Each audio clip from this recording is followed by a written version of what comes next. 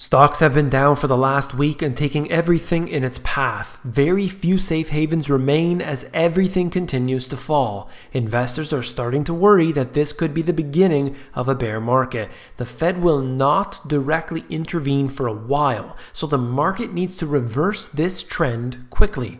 But will it? You came here for the truth, so let me unveil that for you. Today we're going to look at US stocks. I want to connect that in with other markets as well. A lot to cover here. I've been touching on this subject basically every single day now, ever since the rout began. And I think it's important to track the progress and then begin to analyze why this is happening and try to figure out what to do as a result. Let's begin by taking a look at the Dow Jones itself, coming down 546 points today alone. That is a decrease of over 2%, and it actually dipped below the 25,000 point for a short period of time and then came up from there. Now the day started off by stocks actually moving up into the green, and then it was down, and then it was up, and then it finished the day down quite significantly here. I mean, we're looking at over 1,300 points in a matter of 2 days. That is a rather significant amount. But as I've always have to mention, this has been a market that has come up significantly since March of 2009, and it has performed very well since the beginning of 2017 especially. All right, so we're looking at the Dow Jones, the S&P, the Nasdaq as well. All of these markets are suffering, and then that pushes it out into the other markets around the world. They are feeling the pain, and if the US isn't doing good, oh my goodness, we can't do good either. So that's the way it works, whether we like it or not. Now we're looking at the VIX index, and this right here is a heavily manipulated index, but I like to look at it very often anyway, because it shows us in a delayed reaction of what the market is supposed to tell us, if that makes any sense. Now this has peaked at 25 today, and this shows us that the market is worried. Okay, so that always happens a little too late, but here we are anyway. Now this happens to be the 5-day chart, and you can see that it has gone from, maybe if I put my mouse over that, 13.5 to where we're sitting at today at 25. So it has really become almost double in a matter of 5 trading sessions. So that is quite significant. You can see where it is on the day. It actually peaked out at over 28 today. So that is a dramatic change in a short period of time. But this normally would show no volatility no matter what occurred. But then if you see the stock market dropping by 500 points, okay, then it increases by 8 or 9%. But all the threat of that, the trade issues that have been going on, China, the US, everything that's been going back and forth, none of that matters.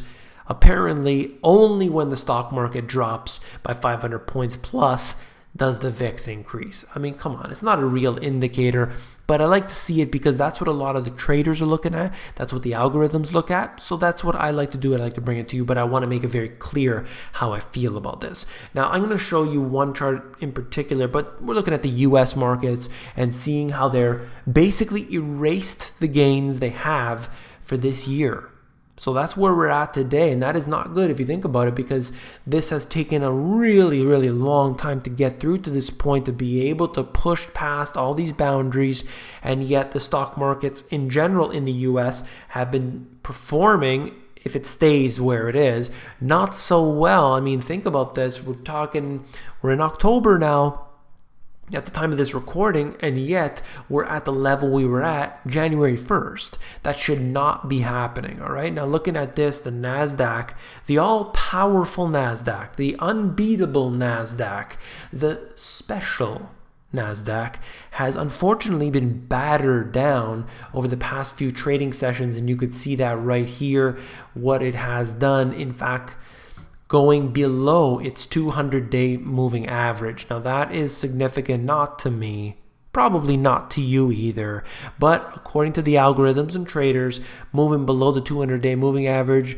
basically is a warning sign to all of these things interconnected with it that this is weak, sending off weak signals. So tomorrow is going to be a big day. I don't know when you're watching this video, but the Friday trading session, I believe, is going to be very important. So we'll see if it does head down further. I think the plunge protection team is going to be on duty. So we're going to see how that goes. Dow tumbles over 500 points, bringing the 2-day losses to more than 1,300 points. This article is out of CNBC. And I want to say something about the mainstream media. I don't like their opinions. I certainly don't like to take their advice whatsoever. But I do like the fact that they track everything, okay? So they can do that very well. They can bring you the facts, you can read it, and you can get the information you need. Don't take their advice, please. Okay, don't take anybody's advice. You have to be the one to give yourself the advice, if you want to call it that, by looking at the data, the hardcore data going back in history, as well as present day data. Investors fled riskier assets like stocks and loaded up on traditional safe havens like bonds and, believe it or not, gold. Wow. Suddenly, it's seen as a safe haven yet again. They're waiting until the absolute last second. That's usually the typical investors, the way that they are. They wait until the absolute last minute to get in, jump on the bandwagon. The Dow fell as much as 700 points at its lows in the day. So if we look at that, 830, and in fact, it was much worse than that during the day at some point yesterday. But let's just say 830 plus 700. Imagine that, 1,500 points in a day. That is quite significant, okay? Even though it's whitewashed in many cases here, it's a momentum correction, not a portfolio correction, according to this individual who, I don't want to talk bad about anybody, but while we have a bias to believe 2008 could happen again, I don't think this is the case. And I don't know if he's specifically suggesting the same issues of 2008, or is he saying that we're going to enter the next recession?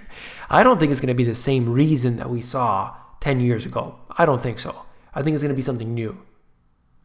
The reason for the crash, probably, in most cases, it tends to be a different story every time. All right? So, I don't think it's going to be 2008, but is it going to be in the next recession? It's going to have to come sooner or later. I don't know what the cause is, and I'm looking for a trigger event. I don't think that necessarily the stocks dropping by 1,300 points is a trigger event. We need something to snap. All right, so I don't know what's going to really do that, but simply selling off and entering into a correction territory isn't what we're looking for. We're looking for something big to happen. So we'll see what all occurs. Now, the US dollar got beaten down yet again. You could see this is the chart is showing us since October the 3rd up until present day. And you saw this coming down quite significantly here over the last few trading sessions along with the US stock market. So both of these have been falling here. Now this is interesting because I've shown you these two markets and how they have diverged. Okay.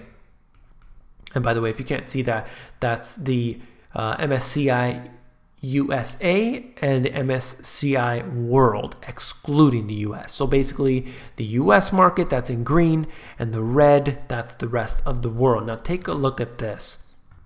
So in the short period of time right here, the world stocks have come down. But what's interesting is that the US stocks have now begun to converge into that as well. So they're both dropping here at this time. And this is the first time really that they've moved in sync with each other for a little while. So we've been seeing this completely out of sync and asynchronous behavior between the two. And suddenly they both fell. And what has increased? Well, according to this previous chart, the previous article, CNBC decided that the news of the day was bonds and gold were where you have to put your money. All right, so that's what they said. Now looking at the MSCI Asia Pac, the Asia Pacific Index, I've shown you this previously a few times, and you could see that it has declined as well. So the contagion is obviously taking effect. There's the spread of this very, very big issue that has been really highlighted by all of the risk that is present today, and nobody wants to deal with it. Nobody wants to look at it for real. All they want to do is be able to say, I'm right, I'm right, I'm right. Well, you know what? You're right. Have fun with it. If you found this video informative, please give me a thumbs up. When you give me a thumbs up, it helps to support the channel. So I do appreciate that. I really do. And if you want the financial education that you were not taught in schools, well, then you got to take a look at these two books because they have everything that you need. All right. So we're going to look at the foundation and the history, the asset classes, and how to profit and how to make money, how to get everything you need in simply two super, super easy books. I got rid of all the jargon. I got rid of all the mess that will really be there hiding, and you're going to be able to know it all. Okay, so check it out. Link is in the description. If you want the audiobook version, you can get that at themoneygps.com.